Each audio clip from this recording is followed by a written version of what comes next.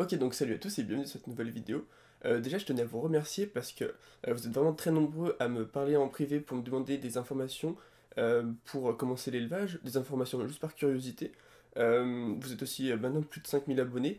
À chaque fois, on atteint les 400-500 likes. On passe les 1000 vues assez facilement. Donc voilà, je voulais vraiment vous remercier de tout ça et je suis vraiment content que l'élevage de fourmis, ça se démocratise, que même juste les fourmis, ça devienne un sujet intéressant. Je vais essayer encore plus de vous montrer ce côté intéressant, je suis en train de beaucoup travailler pour ça. Et d'ailleurs, j'ai décidé de me faire un planning de vidéos, c'est-à-dire que tous les mardis à 17h et les vendredis à 17h, une vidéo sortira. Et ensuite, donc ça sera encore à déterminer, donc déjà sûr, tous les mercredis à 18h, je serai en live sur YouTube. Et peut-être le dimanche, ça sera peut-être une fois sur deux, je serai aussi en live sur YouTube. Donc n'hésitez pas à activer la cloche pour ne pas rater tout ça. Donc voilà, mon objectif, ça va vraiment être de réussir, de tenir ce planning. Ça va me mettre un petit coup de pression, comme ça je vais pas avoir le choix du coup de vraiment m'impliquer. Et ça va me faire aussi un peu de bien à moi-même. Comme ça je trouve ça vraiment pas mal de se mettre un petit côté challenge pour moi, et pour vous ça vous fera plus de contenu. Donc j'espère que vous allez apprécier. Donc là aujourd'hui dans cette vidéo, ce qu'on va voir ça va être le déballage d'une nouvelle espèce très rare que j'ai reçue. Je vous dis pas encore le nom, donc il faut savoir que c'est une personne que je connais qui me l'a envoyé. Donc ça me fait vraiment plaisir, parce que du coup c'est vraiment une espèce très très rare, très intéressante, et du coup je tenais vraiment à la remercier. Je sais que cette espèce, très peu de personnes la vendent, je crois qu'il y a Graine de Gaïa qui en vend, après les autres je ne saurais pas vous dire. Mais voilà, donc c'est vraiment une espèce très intéressante, très rare, très agressive, et j'ai hâte de vous montrer tout ça, et ensuite je vous montrerai du coup comment la nourrir, et on parlera de nourrir aussi les autres espèces, donc je vous montrerai comment je nourris mes autres colonies et fondations. D'ailleurs, petit truc, aujourd'hui il n'y aura pas de questions-réponses à la fin, tout simplement parce que j'ai décidé de faire que la prochaine vidéo ce sera une FAQ. Donc n'hésitez pas à poser toutes vos questions en commentaire, j'essaierai du coup dans la FAQ qui durera 20 minutes je pense, de répondre à peu près à tout. Ce serait l'objectif de répondre à un maximum.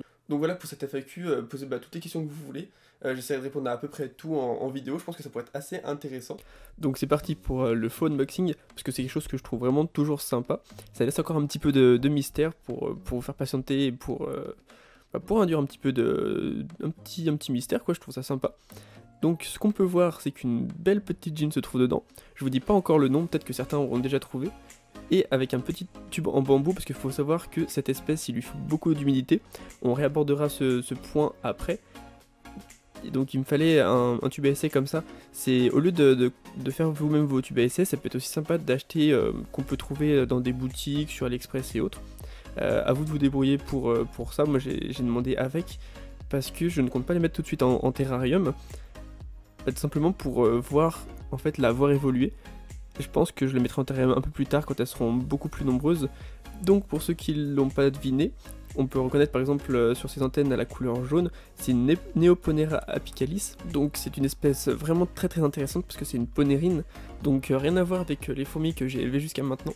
Je vais commencer à essayer de me diversifier un petit peu pour vous proposer du contenu toujours plus intéressant. Je vous parlerai tout à l'heure de ces caractéristiques un peu spéciales comparées aux autres fourmis que je peux avoir. Donc là déjà on peut voir vraiment sa taille, elle fait 2 cm. Ce qu'on peut voir aussi c'est qu'elle a une très très bonne vision, il faut savoir qu'elle peut voir jusqu'à quelques mètres de façon très très claire. D'ailleurs je l'ai remarqué tout à l'heure, quand je mettais le doigt, elle suivait vraiment mon doigt. Là peut-être un petit peu moins, donc voilà je vais pas le faire trop longtemps pour pas la stresser de trop. Mais vous voyez qu'elle suit vraiment mon doigt alors qu'il y a un opercule dessus. Et c'est, comment vous dire, le comportement est vraiment différent, ça fait vraiment un peu plus insecte, c'est-à-dire que on a l'impression qu'elle est un peu plus intelligente. Elle a un comportement totalement différent des autres espèces. Je vous montrerai ça au fur et à mesure des vidéos et à la suite de cette partie. Donc une espèce vraiment très très intéressante. Pour vous en parler un petit peu plus, c'est une espèce de ponérine sud-américaine. Elles ont une vue extrêmement perçante, elles peuvent voir net à plusieurs mètres et sont très agressives. Donc là je vais essayer de la transférer dans le tube en bambou, en la mettant dans une boîte, parce qu'elles adorent l'humidité. Il faut une humidité entre 70 et 80%, parce que quand on sait d'où elle vient, donc les forêts tropicales humides, on s'en doute, aux environs des 25-28 degrés. Donc là on voit qu'il lui manque une antenne, donc c'est pas très très grave honnêtement. J'ai ma Camponotus nicobarensis lui manque une antenne, et pourtant ça ne l'empêche pas d'avoir 400 ouvrières. Donc il faut savoir qu'elles peuvent piquer aussi, elles ont une piqûre assez douloureuse, donc il paraît, je me suis jamais fait piquer encore. Comparable à une piqûre de guêpe. Comme je l'ai dit, la reine mesure 3 à 4 cm, ce qui est énorme. Et elle est très active lors de la fondation, parce que comme je vous l'avais dit, en général, il faut pas les nourrir pendant la fondation, donc le mois où on les laisse avoir leurs œufs, larves, nymphes, sauf celle-ci, donc il y a quelques espèces comme ça, et il faut leur donner des insectes à peu près tous les 3-4 jours, elle va en être très friand. Donc là on peut voir qu'elle a déjà une larve, en tout il y en a 3, 2 autres sont cachés sous l'espèce de papier. Donc je vais pas trop la filmer, parce que elle va être assez stressée, je pense, elle vient juste d'arriver. Je l'ai reçue il y a quelques heures à peine, donc je veux pas trop la filmer, surtout avec le flash. Je vois bien que dès que j'allume le flash, ça la stresse.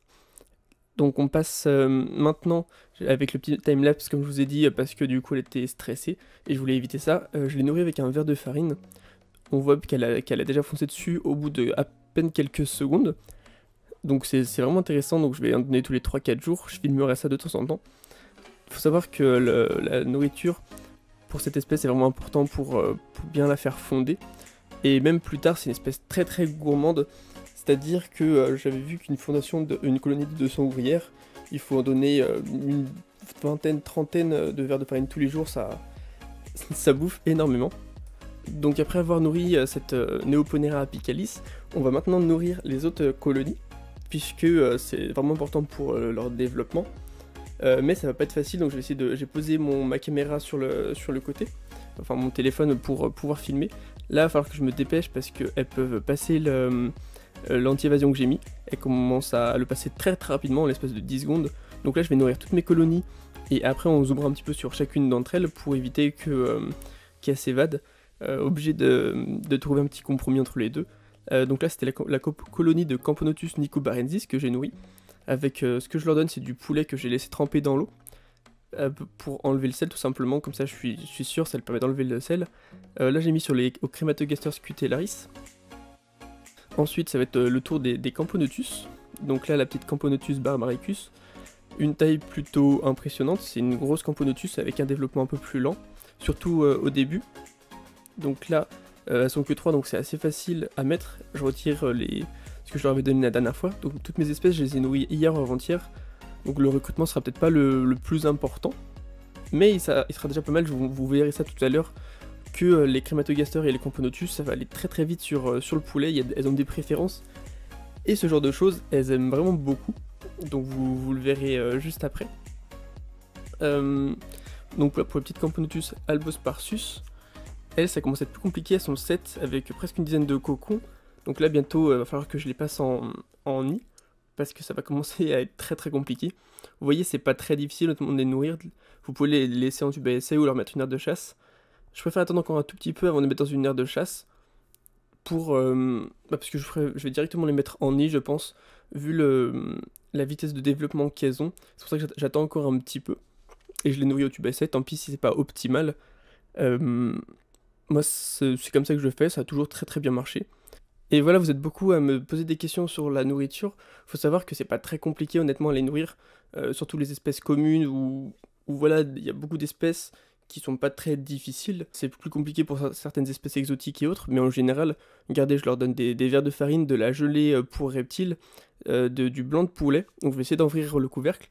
Je vais pas passer trop longtemps parce qu'elles vont vite escalader, donc là je vais être obligé d'à la fois filmer et surveiller qu'elles se sauvent pas. Donc là vous voyez que sur la gelée, elles y sont depuis plusieurs jours, et elles ont mangé plus de la moitié. Même sur l'autre, il y en a encore une ou deux, donc je vais bientôt l'enlever parce que là vous voyez qu'il y en a une qui commence à s'échapper.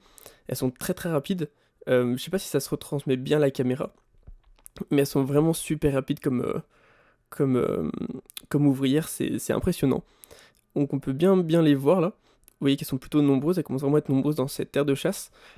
Donc encore une autre qui essaie de s'échapper.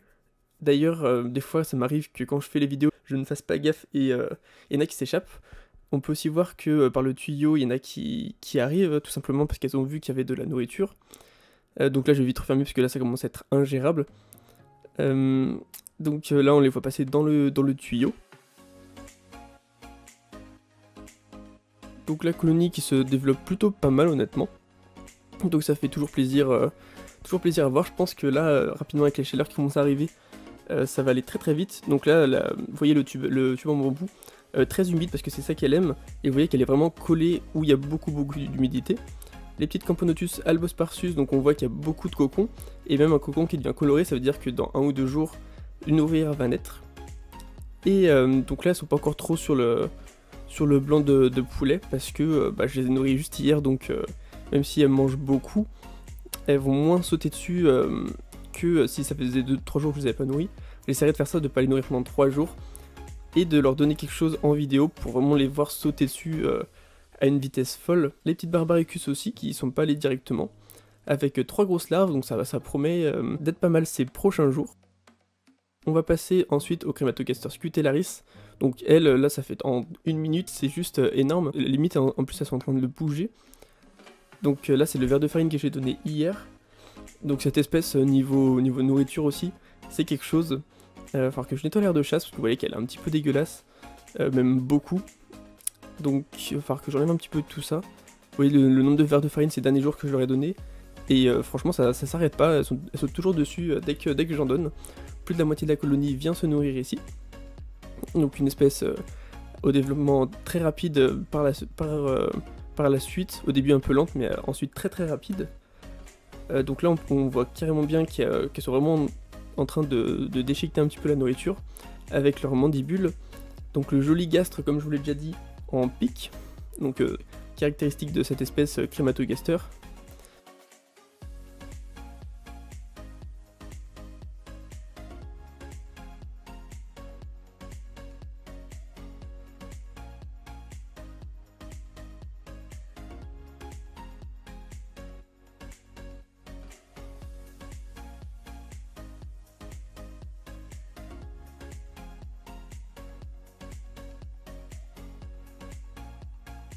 Et pour finir, donc les petites Messor barbarus avec la reine morte, mais on peut voir qu'elle fabrique du pain, donc comme je vous l'avais déjà dit, c'est une espèce granivore, avec un beau major là, et en fait, l'amidon présent dans les graines va se mélanger avec leur salive, ce qui va faire un peu un effet levure, et ça va faire ce pain, donc je vais essayer de tourner un petit peu pour qu'on voit un petit peu mieux. Mais voilà, donc c'est vraiment intéressante, surtout au niveau de la nourriture, c'est assez simple, on a juste à leur mettre un stock de graines, et on voit clairement que elles se débrouillent toutes seules avec en fait après. Donc là on peut voir la reine qui est morte toujours, elles l'ont laissée dans le nid. Donc c'est une espèce vraiment intéressante. Là j'ai mis aussi un petit bout de poulet, donc on va voir qu'elles sont directement allées dessus. On peut très bien les observer, donc là on voit pas trop les majors avec la tête bien rouge, et sinon elles sont d'une couleur noire assez mat.